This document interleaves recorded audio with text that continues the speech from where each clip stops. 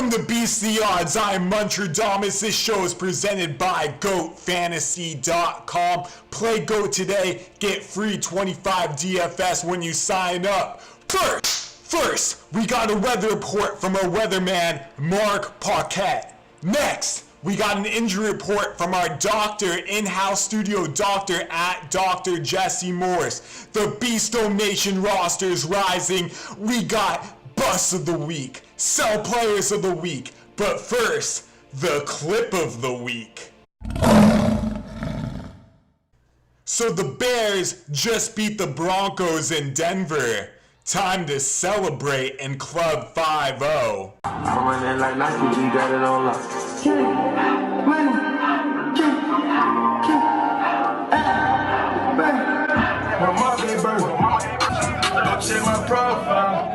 My favorite part is the guy in the back who looks like he could be a bartender, but no, he's just the guy that brings in the mushroom lights. Now get this right here at the very end. Do it together, we do it as a team, and that's what we did tonight. What did we say? We need 1 second and the ball.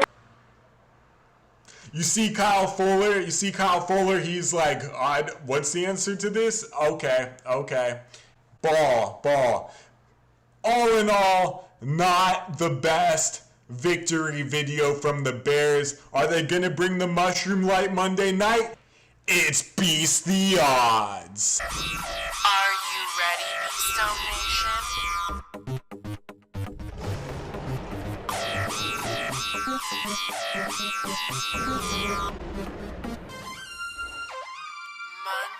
Muntradamus.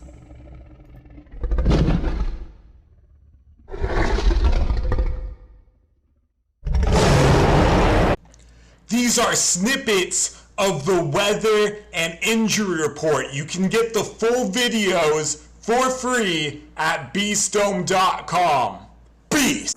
Welcome back to Beast the Odds. We are joined by the weather guru himself, Mark Paquette. Mark, thank you for joining us tonight. Hey, how's it going this evening? Thanks for having me. I'm looking forward to this. 4 hours. The other location is going to be in Buffalo. It looks like it's going to be fairly breezy, about 15 to 25 miles per hour. So kicking game and passing game may be impacted there. Wow, 25 mile per hour winds in that Bills-Bengals game you're projecting? Yeah, it looks like probably more on the lower end, like 15, but there could be some gusts of 25. And so, like I said, that could impact both the passing and the kicking game. I'm going to be looking at seeing where the direction the wind is coming from and how that aligns with the stadium. See if that's going to be on the back of the kicker, the quarterback, etc., or it's a crosswind. Generally, crosswinds are worse for both the kicking and the passing game because then the ball's flight is more majorly affected. Yeah, I mean, Josh Allen is already so inaccurate as is with the heavy wind. That's not looking good for him. Sure, you can duel with kings, but are you ready to be the GOAT? Fantasy sports just went crypto. Welcome to GOAT, the global fantasy sports platform powered by Digital Fantasy Sports. DFS Token. GOAT allows users to connect and compete globally with their DFS while playing fantasy sports. From thrilling pick'em games to the classic salary cap style gameplay to season-long fantasy and even live drafts, Digital Fantasy Sports GOAT has you covered. Visit GOATFantasy.com.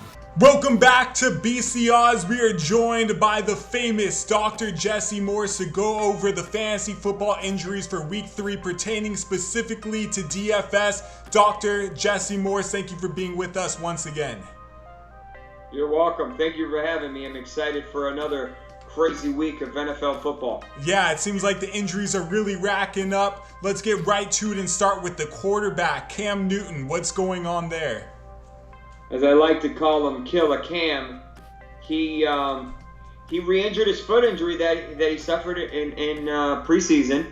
So Cam, you're saying in about 2 weeks, Cam will be able to run the ball like he once was, or is his running just going to take a backseat for the rest of the season?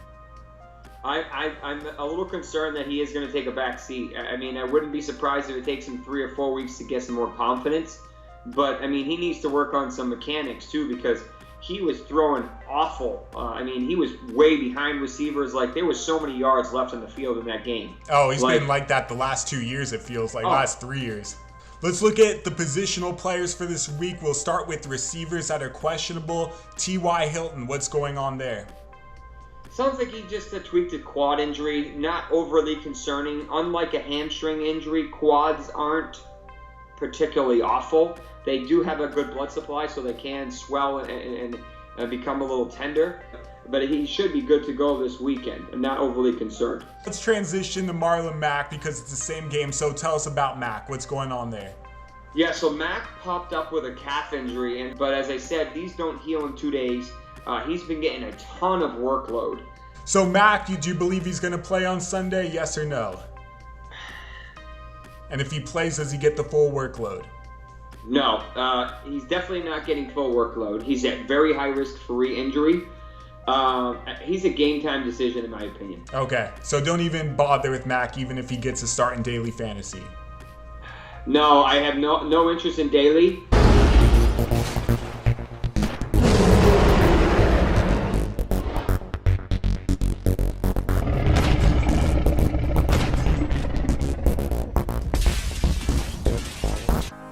For those of you that used a high draft pick on either James Conner or Juju Smith-Schuster, you better sell these players right now. For all those that are Mason Rudolph, the red-nosed quarterback believers, they better get off that bandwagon very quickly.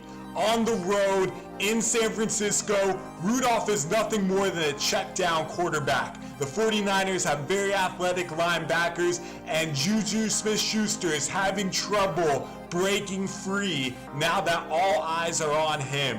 Both players are an offense that is going downhill quickly.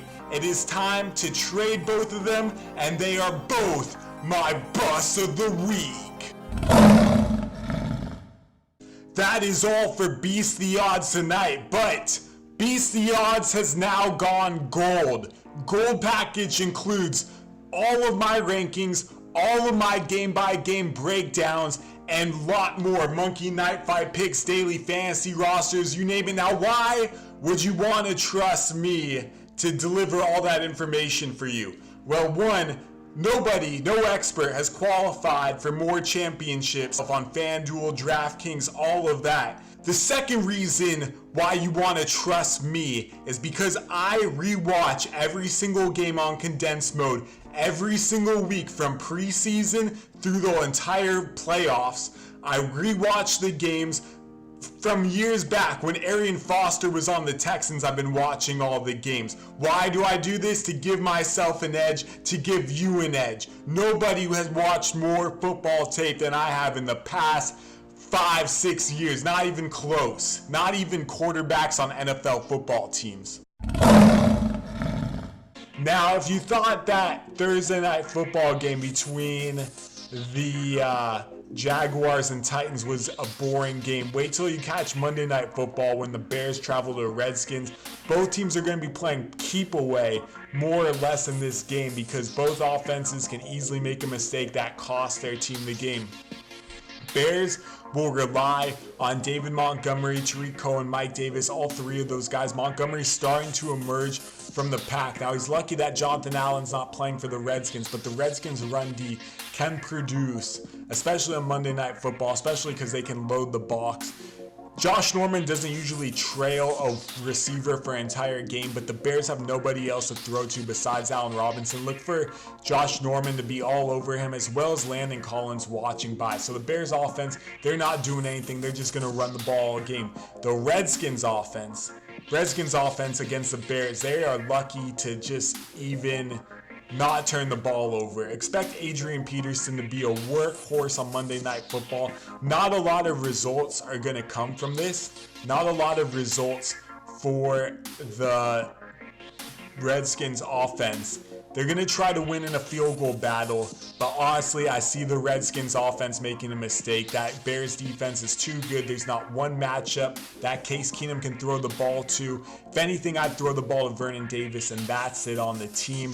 In the end, the Bears can bring out that mushroom light as the Bears win Monday Night Football 16-6 and 1 defensive touchdown and a lot of field goals. That is all for BC Odds. Beast!